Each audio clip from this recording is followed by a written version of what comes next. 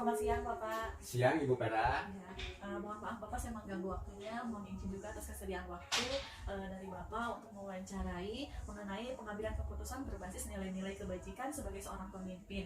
Wawancara ini merupakan bentuk penugasan saya pada pendidikan program guru penggerak. Dalam hal ini, saya diharuskan untuk mewawancarai satu kepala sekolah yang berada di lingkungan sekolah yang saya tempat bekerja, kemudian satu sekolah lagi di tempat sekolah yang ada di seputar lingkungan sekolah.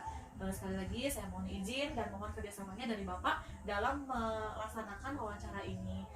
Untuk itu, saya memohon waktunya sebentar ya Pak ya. Iya Neng, tentu mungkin ini jadi bagian kewajiban saya sendiri selaku pimpinan untuk memang membantu atau berkontribusi terhadap kelancaran program yang sedang sekarang Neng Pera tempuh gitu. Terima kasih Bapak. Bapak hari ini apa kabar Pak? Alhamdulillah, saya selalu berusaha untuk sehat. Alhamdulillah, semangat ya Pak ya. Siap. Bapak, pertanyaannya kita mulai ya Pak ya. Iya, Neng. Pertanyaannya mengenai keputusan atau kebijakan seorang pemimpin dengan nilai-nilai kebajikan. Yang pertama, selama ini bagaimana Bapak dapat mengidentifikasi kasus-kasus yang merupakan dilema etika atau pembangunan moral yang sudah Bapak lakukan? Sebagaimana pengalaman ya, Neng, apa yang memang saya mungkin selaku pimpinan laksanakan, terutama berkaitan dengan pengambilan keputusan. Itu pernah satu peristiwa terjadi di mana peristiwa itu memang memiliki balance yang sama kepentingannya. Mungkin cukup rumit juga ketika itu untuk saya putuskan gitu. Tetapi apa boleh buat, bahwa untuk kita lah sebagai pimpinan itu mungkin harus memiliki satu kemampuan analisis yang diantaranya kejadian itu yakni terjadi saat dimana di sisi lain sekolah itu ingin mengikuti kegiatan yang sifatnya mungkin bagian dari bagaimana kita mengeksistensikan siswa, yaitu di lomba desain grafis ketika itu. Karena memang spek dari media yang dibutuhkan tidak tersedia, kita juga memang sudah berusaha untuk ke rekan-rekan kepala sekolah yang lain untuk meminjam sementara dari media itu, tetapi ternyata mereka juga sama kekurangan. Nah, dari sana mungkin agak sedikit kebingungan, ini memakai uang dari dana anggaran bos juga berdasarkan koordinasi informasi dengan salah satunya bendahara dan di bagian pembuat laporan itu tidak termasuk anggaran di sana. Nah itu nih menjadi satu dilema. Tetapi apa boleh buat, bahwa saya ambil keputusan, ya udahlah kita coba untuk mereposisi anggaran mungkin dari itu. Nah itu salah satunya hal yang memang mana yang lebih prioritas untuk diputuskan gitu. Yang penting bahwa apa yang kita putuskan itu maslahat lah gitu, dan tidak terlalu mungkin keluar nih dari koridor etika gitu. Itu mungkin salah satunya. Nah, bagaimana Bapak melakukan pengambilan keputusan tersebut, terutama untuk kasus-kasus mana dulu dari dua kepentingan yang pada saat itu sama seperti yang sudah Bapak jelaskan ya. Di pertanyaan kedua itu bagaimana Bapak memutuskannya ketika dua-duanya itu merasa satu itu benar-benar penting dan yang ini juga lebih penting mungkin seperti itu. Pertama mungkin saya mengkaji, menganalisis tentang hal-hal yang berkaitan gitu ya, dengan aturan tentunya karena kita lembaga formal. Kedua, juga dampak risiko yang memang saya pertimbangkan. Ya ketika itu apabila memang kita tidak mengambil risiko moral, ya betapa frustasinya mungkin yang namanya anak kita ya, karena bakatnya ada, minatnya tinggi, lalu gagal dan kandas gara-gara tidak adanya media. Itu mungkin ya. Jadi pertama saya pelajari dulu tentang tata kelola hukum yang memang betul-betul sudah menjadi SOP mungkin dari pemerintah. Lalu keduanya berkoordinasi itu dengan staf yang memang sudah saya tunjuk untuk itu. Dan yang ketiga yang lebih penting, dampak risiko negatif yang akan terjadi ke anak berkebutuhan khusus itu sendiri. Itu Betul sekali, Pak ya. Jadi kita melihat dari dampak ya, Pak ya. Nah, kemudian hal apa saja yang selama ini Bapak menganggap efektif dalam mengambil keputusan pada kasus-kasus dilema etika tersebut? pertama yang saya rasakan ini dampak dari mungkin sesuatu yang positif. Eksistensi anak tetap memiliki satu hal penting buat dia, bahwa ternyata apa yang saya inginkan dan apa yang saya tekuni ini berhasil sampai menjuarai tingkat kota itu ya. Keduanya, ternyata dampak dari pengambilan keputusan itu setelah kita konfirmasikan ke tingkat provinsi tentunya di bidang yang memegang itu sah-sah saja dan bisa itu memang dilakukan karena semua itu berpihak atas kepentingan anak gitu nih.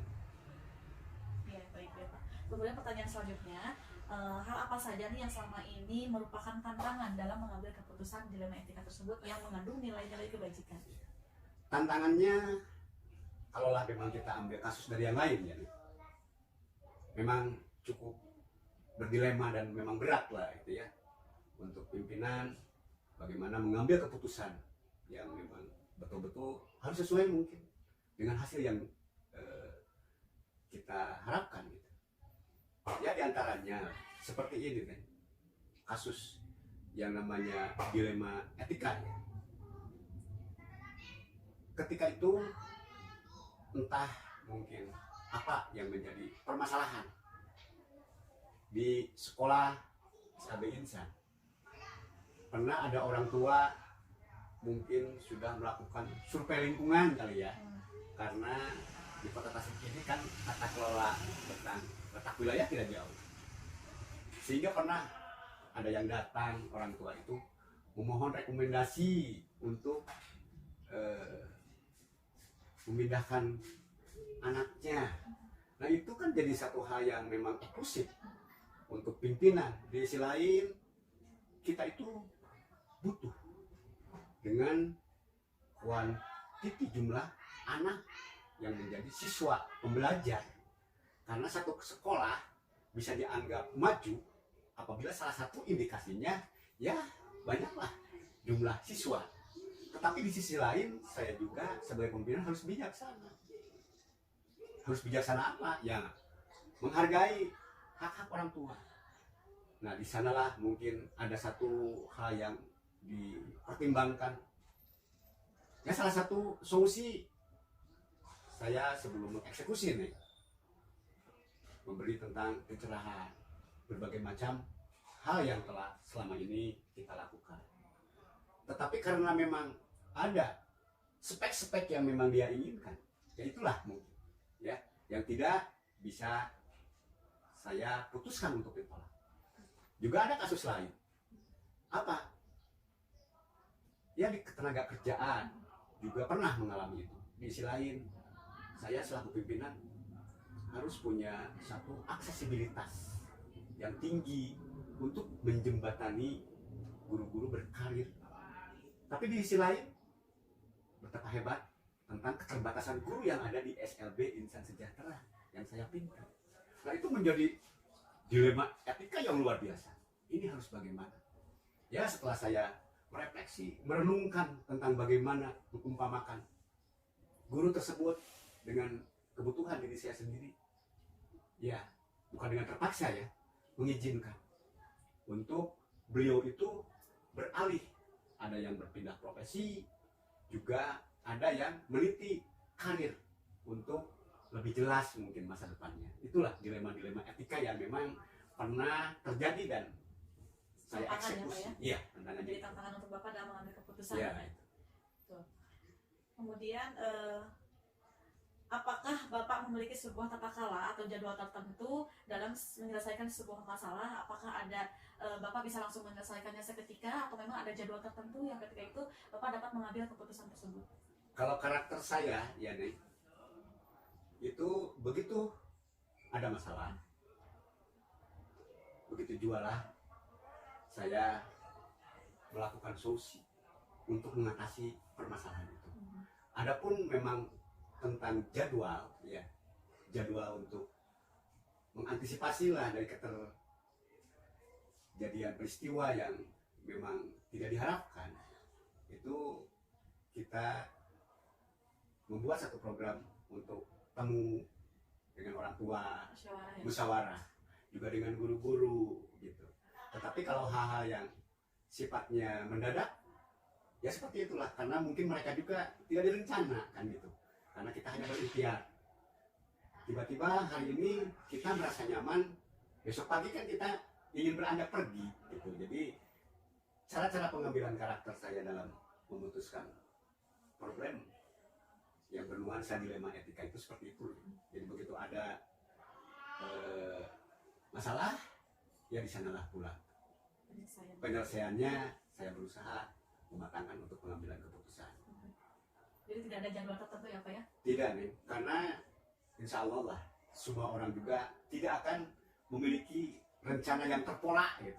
Ya misalkan seperti ini, saya mas tahun dulu aja mau sekolah di Insan karena anaknya memang lagi sangat liar-liarnya, nanti saya kan itu tidak seperti itu nih. Gitu. Jadi perjalanan tentang perubahan dia berpikir kan bisa kapan saja terjadi. Nah, adakah seseorang atau faktor-faktor yang selama ini mempermudah atau membantu Bapak dalam mengambil keputusan dalam kasus-kasus dilema etika tersebut?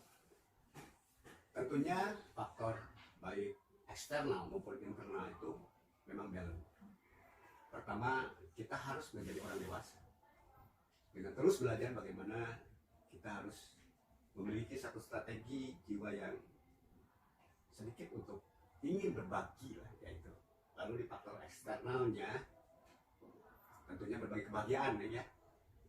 Lalu faktor eksternalnya itu kenapa mungkin dirasa tidak terlalu sulit lah dalam mengambil keputusan, karena memang kita sudah mengantisipasi jauh-jauh hari gitu. Dengan cara apa? Ya berinvestasi akhlak ke orang tua. Jadi kalau memang orang tua sudah memiliki satu keyakinan, kepercayaan ke lembaga, ada masalah tragis yang mendadak itu tidak menjadi hal yang terlalu sulit dan berat untuk masing-masing kita ungkapkan pemecahannya gitu. Nah, terakhir ya Pak ya, ini dari semua hal yang sudah Bapak sampaikan nih, pembelajaran apa yang Bapak petik dan pengalaman apa yang dapat Bapak ambil keputusan dalam mengambil keputusan dilema etika tersebut? Saya sungguh sangat merasa bersyukur dengan adanya guru SLB Insan yang bisa masuk gitu, di komunitas calon guru penggerak, yang salah satunya, nah ini dengan adanya itu saya jadi paham tentang permasalahan dalam permasalahan hidup di lembaga maupun di mana-mana, tetap dua dilema etika dan bujukan moral itu. Hanya kalau dulu mungkin sebelum saya mengenal program di Merdeka Belajar itu masih dalam kondisi ya samar-samar lah ya, dilakukan tapi apa itu namanya. Nah setelah ternyata kita terus memiliki pengalaman ya, baik dari guru pengajar praktek maupun dari calon guru penggerak itu sendiri seperti yang sekarang, ya semakin mempertebal gitu pemahaman. Oh itu adalah gitu ya, area ada di kawasan masalah yang berbasis dilema etika, karena dua permasalahan yang memang sama-sama penting dan sama-sama memiliki kekuatan moral yang harus dipertimbangkan gitu. Nah kan semakin jelas kesenjangan untuk memilah ini masalah apa nih gitu kan ya, apakah masuk pada dilema etika atau bujukan moral. Kalau bujukan moral kan gampang gitu kan ya. Tapi yang paling sulit itu bagi lapis bawang, masalahnya itu di dilema etika ya. Jadi kalau urusan di rujukan moral enteng gitu kan ya, tanpa harus kita belajari tahu gitu. Yang bersifat mungkin penyimpangan ya itulah ada di sana. Itu Mentera ya. Jadi pengalaman hari ini sungguh sangat berharga. Saya sendiri mungkin diperkenalkan lah gitu ya dengan dua problem penyelesaian masalah gitu. Itu nih mungkin yang memang bisa saya rasakan setelah mempelajari atau terus berkomunikasi dalam bidang-bidang pembelajaran Merdeka Belajar gitu. Terima kasih Bapak atas penyelesaian tugas yang mungkin saya harus ampuh, dan terima kasih juga atas jawaban-jawaban dari sesi wawancara hari ini. Insya Allah nanti mohon izin untuk diupload di YouTube. Barangkali Bapak saya mohon izin juga. Mudah-mudahan nanti kita sama-sama saling tukar pikiran lagi apa ya ke depannya. Ya. Barangkali mungkin nanti saya juga banyak belajar mengenai soal modul-modul seorang pemimpin yang pada saat ini sedang saya tempuh gitu Pak. Jadi memang betul-betul harus sering berkomunikasi dengan Bapak mengenai bagaimana seorang pemimpin itu dapat memberikan keputusan yang tepat ya Pak. Iya. Seperti itu. Juga mungkin terakhir kali ya. Jadi apa sih yang menjadi pesan moral gitu ya, untuk bisa kita cerdas memutuskan dari peristiwa dilema etika, kehilasan nih, Iya betul Pak. ketulusan Iya. itu gitu ya, gitu.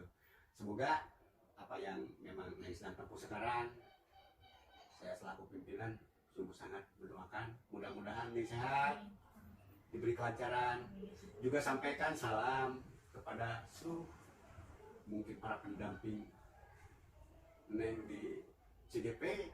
Semoga beliau itu diberi ketabahan, ketawakalan untuk melakukan mungkin ya, atau mengimbaskan ilmu-ilmunya supaya kita itu menjadi guru hebat.